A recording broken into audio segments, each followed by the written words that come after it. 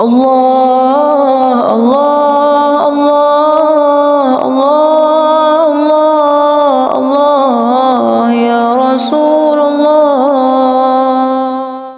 Assalamualaikum warahmatullahi wabarakatuh. Sahabat lisan Islamiyah yang dirahmati oleh Allah Subhanahu wa taala.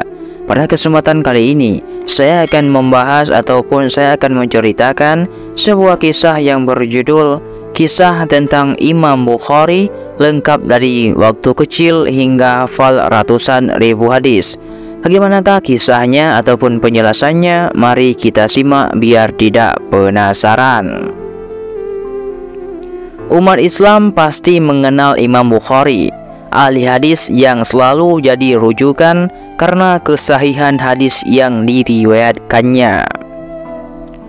Imam Bukhari lahir tepatnya pada 13 Syawal 194 Hijriah atau 21 Juli 810 Masehi di Bukhara atau Bukhara, sebuah daerah di tepi Sungai Jihun, yaitu di Uzbekistan. Nama lengkap Imam Bukhari adalah Abu Abdullah Muhammad bin Ismail bin Ibrahim bin Al-Mughirah bin Barzizbah Al-Bukhari. Ayahnya adalah Ismail, yaitu seorang ulama yang soleh. Bukhara yang juga disebut sebagai daerah Wa Ma'ara An-Nahar memang banyak melahirkan ilmuwan-ilmuwan muslim. Ketika Imam Bukhari masih kecil, ayahnya meninggal sehingga ibunya merawat dan mendidiknya seorang diri. Biaya pendidikannya itu didapat dari harta peninggalan ayahnya, yaitu Ismail. Ayah dari Imam Bukhari ini tampaknya memang dari awal suka dan cenderung kepada hadis nabawi. Ketika pergi haji pada tahun 179 Hijriah atau 15 tahun sebelum Bukhari lahir, beliau menyempatkan diri menemui tokoh-tokoh ahli hadis seperti Imam Malik bin Anas yang wafat pada tahun 179 Hijriah, Abdullah bin Al-Mubarak yang wafat pada tahun 180 Hijriah, Abu Muawiyah bin Salih, dan lain-lainnya. Tidak berselang lama Ismail wafat ketika Imam Bukhari masih kecil. Sebuah perpustakaan pribadi ditinggalkannya untuk Imam Bukhari, di samping semangat untuk mengaji hadis. Dalam keadaan yatim, Imam Bukhari lalu diasuh oleh ibundanya dengan kasih sayang. Dibimbingnya untuk menyintai buku-buku peninggalan ayahnya. Bersama-sama kawan sebayanya, Imam Bukhari belajar membaca, menulis Al-Quran dan juga hadis. Mengalami kebutaan Imam Al-Bukhari ketika kecil, mengalami rasa sakit yang teramat di kedua matanya, hingga akhirnya mengalami kebutaan. Keadaan tersebut terus dialami Imam Bukhari hingga suatu ketika Allah mengembalikan penglihatannya berkat usaha dan doa yang dipanjatkan oleh ibunya. Doa ibunda Imam Bukhari ternyata diijabah oleh Allah Subhanahu wa taala dengan memberikan kesembuhan dan mengembalikan penglihatan kedua mata Imam Bukhari seperti semula. Dikisahkan suatu malam ibunda Al-Bukhari tertidur dan ia bermimpi melihat Nabi Ibrahim alaihissalam. Dalam mimpinya Nabi Ibrahim berkata, "Wahai perempuan, sesungguhnya Allah telah mengembalikan penglihatan putramu karena banyaknya tangisanmu atau banyaknya doa yang kamu panjatkan."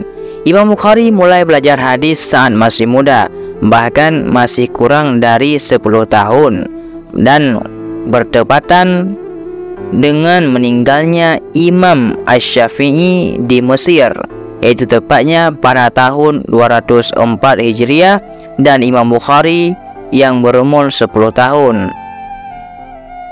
Maka praktis Imam Bukhari tak pernah bertemu dengan Imam Asy-Syafi'i. Imam Bukhari diberikan kecerdasan yang luar biasa oleh Allah Subhanahu wa taala. Imam Bukhari pernah mengatakan, "Saya mendapatkan ilham untuk mudah menghafal hadis. Saat itu, saat masih di khutab tempat belajar membaca tulis, saat usia saya 10 tahun atau kurang." Setahun kemudian, ia mulai menghafal hadis Nabi Muhammad SAW. Pernah suatu ketika saat beliau berusia 11 tahun mengoreksi salah seorang ulama hadis bernama Ad-Dakhili saat meriwayatkan hadis. Ad-Dakhili meriwayatkan hadis dengan jalur sanad dari Sufyan dari Abu Az-Zubair dari Ibrahim. Lantas Muhammad bin Ismail berkata, ataupun alias Imam Bukhari, itu bukan Abu Az-Zubair. Ad-Dakhili terkejut dan cukup marah dengan koreksian dari anak usia 11 tahun. Ad-Dakhili meminta menunjukkan kesalahannya. Muhammad bin Ismail berkata, alias Imam Bukhari, coba lihatlah sumber aslinya jika punya. Abu Az-Zubair tak meriwayatkan dari Ibrahim. Bukan Abu Az-Zubair yang meriwayatkan dari Ibrahim, tapi Az-Zubair bin Adi dari Ibrahim. Maka Ad-Dakhili memverifikasi ulang dan ternyata benar apa yang dikatakan oleh Muhammad bin Ismail kecil itu alias Imam Bukhari. Maka beliau mengoreksi ulang hadisnya. Imam Bukhari diakui memiliki daya hafal yang sangat tinggi yang diakui oleh kakaknya Rashid bin Ismail. Kakak sang imam ini menuturkan, pernah Bukhari muda dan beberapa murid lainnya mengikuti kuliah dan ceramah cendekiawan Baks. Tidak seperti murid lainnya, Bukhari tidak pernah membuat catatan belajar. Ia sering dicela membuang waktu karena tidak mencatat. Namun Bukhari diam tak menjawab.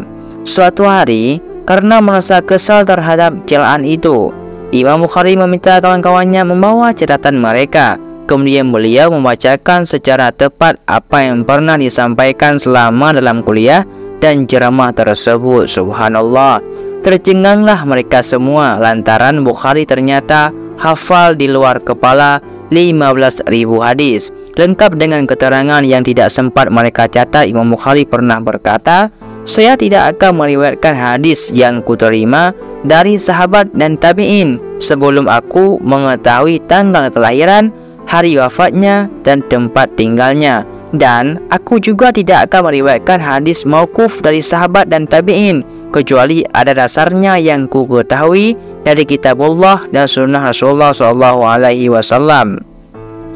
Al-Alamah Al-Aini Al-Hanafi berkata, Imam Al-Bukhari adalah seorang yang hafid, cerdas, cerdik, dan cermat. Dia memiliki kemampuan menjelaskan dengan jeli. Kemampuan mengingatnya sudah masyhur dan disaksikan para ulama yang thiqah. Pada usia 16 tahun, Imam Bukhari telah menghafal banyak kitab ulama terkenal seperti Ibnu Al-Mubarak, Waqi' dan sebagainya. Imam Bukhari tidak berhenti pada menghafal hadis dan kitab ulama awal, tapi juga mempelajari biografi seluruh periwayat yang ambil bagian dalam meriwayatkan suatu hadis, tanggal kelahiran dan wafat mereka, tempat lahir mereka, dan sebagainya. Imam Bukhari hafal 100.000 hadis sahih sanad dan matannya, serta hafal 200.000 hadis tidak sahih sanad dan matannya. Sebagaimana pernyataan beliau, saya hafal 100.000 hadis sahih dan 200 hadis yang tidak sahih. Pada usia 18 tahun, beliau mulai menuliskan kitab Qadlaya Al-Sahabah wa Al-Tabi'in. Kemudian Muhammad bin Ismail alias Imam Bukhari ini pergi ke Madinah untuk mempelajari hadis dari para ulama di sana. Di Madinah beliau menulis kitab At-Tarikh Al-Kabir, kitab tentang biografi para perawi hadis di samping makam Nabi Muhammad SAW. Hampir-hampir beliau menuliskan cerita tersendiri di setiap biografi ulama yang beliau tulis, tapi khawatir terlalu banyak maka tak jadi beliau tulis. Imam Bukhari menulis biografi lebih dari 1000-an ulama dalam bukunya At-Tarikh tersebut. Imam Bukhari belajar di Mekah dan Madinah atau terkenal dengan nama Hijaz selama 6 tahun, yaitu dari tahun 210 Hijriah hingga tahun 216 Hijriah. Mengembara ke sejumlah negara, Imam Bukhari terkenal gigih dalam memburu sebuah hadis. Jika mendengar sebuah hadis, maka dia ingin mendapat keterangan tentang hadis itu secara lengkap. Imam Bukhari harus bertemu sendiri dengan orang yang meriwayatkan hadis tersebut. Dalam mengumpulkan hadis-hadis itu, Imam Bukhari mengembara dan melanglang buana mulai dari daerah Mekah, Madinah, Syam, Baghdad, Wasid, Basrah, Bukhara, Kufah, Mesir, Harah, Naisapur, Qarasibah, Asqalan, Hims, dan Khurasan. Imam Bukhari kemudian menetap di Mekah dan Madinah selama 6 tahun, Kufah dan Baghdad. Tak jarang beliau bolak-balik ke tempat tersebut karena mendapati keterangan baru atau hadis baru. Menurut pengakuannya, kitab hadis yang ditulisnya membutuhkan jumlah guru tidak kurang dari 1080 orang guru hadis. Dalam salah satu perjalanan kepada Adam bin Abu Ayas, Imam Bukhari kehabisan uang. Tanpa uang sebesar pun, dia hidup sementara dengan daun-daun tumbuhan liar. Perjalanan panjang itu akhirnya membuat sang imam dapat mengumpulkan sedikitnya 600.000 hadis. Dari angka tersebut, 300.000 hadis diantaranya dihafal. Hadis-hadis yang dihafal itu terdiri atas 200.000 hadis tidak sahih dan 100.000 hadis yang sahih. Imam Bukhari pernah dituduh berpaham Al-Quran itu adalah makhluk dan dikucilkan masyarakat Naisabur dan Samarkand saat itu hingga jatuh sakit dan wafat. Mulanya pada tahun 250 Hijriah, Imam Bukhari datang ke Naisabur. Beliau menetap di sana selama beberapa waktu dan terus beraktivitas mengajarkan hadis. Muhammad bin Yahya Az-Zuhli, tokoh ulama di kota itu dan juga salah satu guru Imam Bukhari, mengatakan kepada murid-muridnya, "Pergilah kalian kepada lelaki salih dan berilmu ini, supaya kalian bisa mendengar ilmu darinya." Setelah itu, orang-orang pun berduyun-duyun mendatangi majelis Imam Bukhari untuk mendengar hadis. Ahmad bin Adi menuturkan kisah dari guru-gurunya bahwa kehadiran Imam Al-Bukhari di kota itu membuat sebagian guru yang ada di masa itu merasa hasad ataupun dengki terhadap beliau. 1 bulan sejak peristiwa itu, maka orang-orang pun bubar meninggalkan majelis Imam Bukhari kecuali Imam Muslim bin Hajjaj dan Ahmad bin Salamah. Pada akhirnya Imam Bukhari pun memutuskan untuk meninggalkan Naisabur demi menjaga keutuhan umat dan menjauhkan diri dari gejolak fitnah. Imam Bukhari menyerahkan segala urusannya kepada Allah Azza wa Jalla. Allah lah yang maha mengetahui keadaan hamba-hambanya, sebab beliau tidaklah menyimpan ambisi kedudukan maupun kepimpinan sama sekali. Imam Bukhari berlepas diri dari tuduhan yang dilontarkan oleh orang-orang yang hasad kepadanya. Suatu saat, Muhammad bin Nas al-Marwazi menceritakan, "Aku mendengar dia Bukhari mengatakan, barang siapa yang mendakwakan aku berpandangan bahwa Al-Quran yang aku lafalkan adalah makhluk, sesungguhnya dia adalah penusta. Sesungguhnya aku tidak berpendapat seperti itu," kata Imam Al-Bukhari. Setelah keluar dari Naisabur, Imam Bukhari pergi ke Khartang, sekitar 2 farsah atau sekitar 12 km dari Samarkand. Di sana Imam Bukhari tinggal di rumah saudaranya sampai akhirnya beliau jatuh sakit.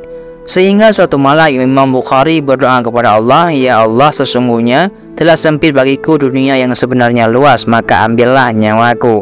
Imam Bukhari wafat pada usia 62 tahun kurang 13 hari pada Jumat malam bertepatan dengan malam Idul Fitri. Beliau dikebumikan setelah salat zuhur pada tahun 256 Hijriah di desa Khartang yang terletak dekat dengan Samarkand, yakni kini dikenal dengan nama Uzbekistan. Karya Imam Bukhari mempunyai karya tulis cukup banyak, antara lain Al-Jami' As-Sahih.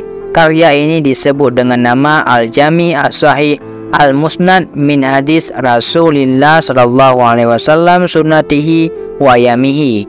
Kadang disebut Al-Jami' Al-Musnad Al-Sahih Al-Mukhtas min Umar Rasulullah wa sunani wa ayamihi, atau biasa disebut dengan Sahih Al-Bukhari, yakni kumpulan hadis-hadis sahih yang beliau persiapkan selama 16 tahun. At-Tarikh Al-Kabir, karya ini ditulis beliau ketika usianya baru mencapai 18 tahun. Jadi demikianlah kisah Imam Bukhari lengkap, waktu dari kecil beliau hingga beliau mencari hadis yang begitu banyaknya hingga beliau menghembus nafas terakhir. Jadi hanya inilah yang dapat saya sampaikan, mudah-mudahan bermanfaat bagi kalian semuanya. Saya akhiri, wallahu a'lam bishawab. Assalamualaikum warahmatullahi wabarakatuh.